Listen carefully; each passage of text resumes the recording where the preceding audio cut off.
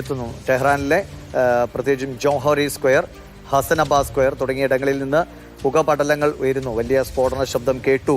ഇവിടെ നിന്നും ചിത്രങ്ങളൊക്കെ പുറത്തേക്ക് വരുന്നുണ്ട്. 3 സ്ഫോടന ശബ്ദങ്ങൾ കേട്ടതായിട്ടുള്ള വിവരങ്ങളാണ് ഇറാൻ മാധ്യമങ്ങൾ റിപ്പോർട്ട് ചെയ്യുന്നത്. ടെഹ്റാനിലെ 3 ഇടങ്ങളിൽ സ്ഫോടന ശബ്ദങ്ങൾ കേട്ടു എന്നതാണ്. ഒട്ടേറെ മിസൈലുകൾ വന്ന് പതിച്ചിരിക്കാനുള്ള സാധ്യതകളാണ് ഇപ്പോൾ ഉള്ളത്.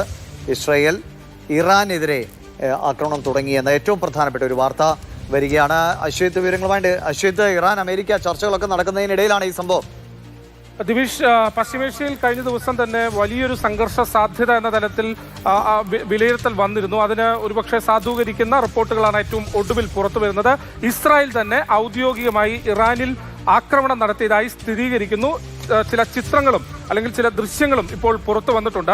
ടെഹ്റാനിൽ 3 തവണ വലിയ സ്ഫോടന ശബ്ദം ഉണ്ടായി എന്ന തരത്തിലാണ് ഇപ്പോൾ അന്താരാഷ്ട്ര മാധ്യമങ്ങൾ റിപ്പോർട്ട് ചെയ്യുന്നത്. ഇതിൽ ആൾനാശം ഉണ്ടായതായോ അല്ലെങ്കിൽ വലിയ നാശമുണ്ടായതായോ റിപ്പോർട്ടുകൾ നിലവിൽ പുറത്തു വന്നിട്ടില്ല. പക്ഷേ ഈ ആക്രമണത്തിന്റെ വ്യാപ്തി ചെറുതല്ല എന്ന് തന്നെയാണ് നമുക്ക് നിലവിൽ മനസ്സിലാക്കാൻ കഴിയുന്നത്. ടെഹ്റാനിലാണ് ഇപ്പോൾ 3 വലിയ സ്ഫോടനങ്ങൾ ഉണ്ടായതായി റിപ്പോർട്ട് ചെയ്യുന്നത്. മറ്റൊരു പ്രധാനപ്പെട്ട കാര്യം, ഇസ്രായേൽ അവരുടെ വ്യോമാതിർത്തി അടച്ചു എന്ന തരത്തിൽ വാർത്തകൾ വരുന്നു. ഒപ്പം ഈ വലിയ തോതിലുള്ള ഒരു വലിയ ജാഗ്രതാ നിർദ്ദേശം ഇസ്രായേലിൽ നൽകി എന്ന വിവരം ഇപ്പോൾ പുറത്തു വരുന്നുണ്ട്.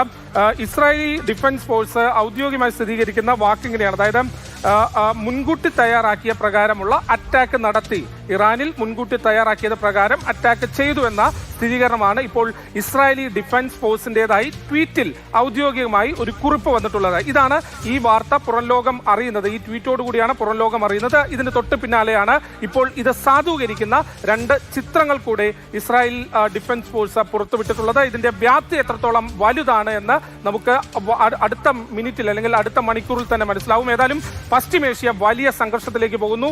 അമേരിക്കയുമായി ആണവ ചർച്ച കഴിഞ്ഞ ദിവസങ്ങളിലൊക്കെ നടക്കുന്നു. കഴിഞ്ഞ ദിവസം ട്രംപിന്റെ ഒരു പ്രതികരണം വന്നതും ഇതിനോടൊപ്പം നമ്മൾ ചേർത്ത് വായിക്കേണ്ടതാണ്. ഇറാനുമായുള്ള ആണവ ചർച്ചയിൽ താൻ സംതൃപ്തനല്ല എന്ന് ട്രംപ് കഴിഞ്ഞ ദിവസം, അതായത് ഇന്ന് പുലർച്ചെയാണ് പ്രഖ്യാപിച്ചത്. വേണ്ടി വന്നാൽ യുദ്ധം അല്ലെങ്കിൽ വേണ്ടി വന്നാൽ സംഘർഷത്തിലേക്ക് പോകാൻ മടിക്കില്ല എന്ന് ട്രംപ് ഇന്ന് രാവിലെ പ്രഖ്യാപിച്ചു. അതിന് തൊട്ട് പിന്നാലെയാണ് ഇപ്പോൾ ഇസ്രായേലിന്റെ ആക്രമണം വന്നിരിക്കുന്നത്. അമേരിക്ക ഏതെങ്കിലും സൈനിക നടപടികളിലേക്ക് പോകുന്നതിന് മുന്നോടിയായിട്ട് അങ്ങനെ എന്തെങ്കിലും ധാരണകളുണ്ടോ?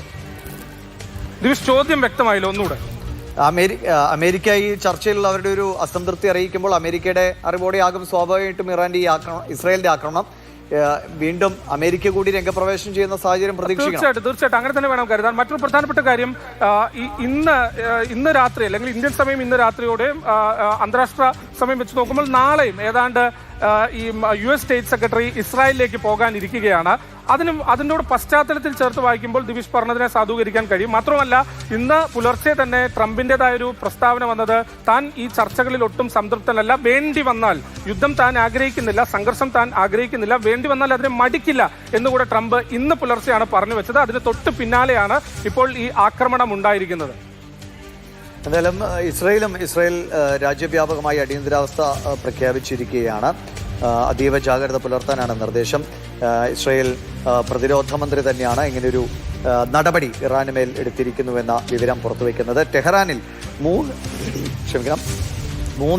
ആക്രമണം ഉണ്ടായി എന്നതാണ് വിവരം.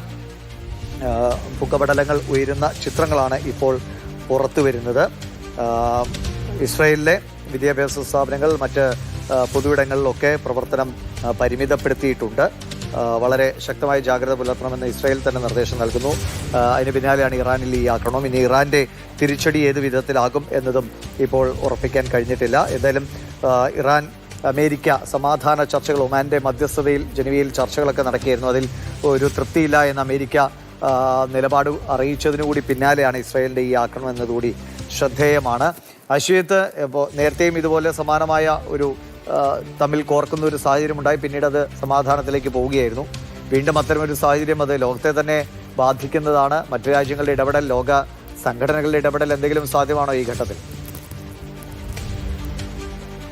കൂട്ടിച്ചേർക്കാം. അതായത് ഇസ്രായേൽ ഡിഫൻസ് ഫോഴ്സിന്റെ ഏറ്റവും ഒടുവിൽ വന്ന ട്വീറ്റ് പ്രകാരം ഇസ്രായേലിൽ പലയിടത്തായി അപായ സൈറനുകൾ, അവർ വാണിംഗ് സൈറനുകൾ ഇതുപോലെ സംഘർഷം ഉണ്ടാകുമ്പോൾ നിരന്തരം നൽകാറുണ്ട്.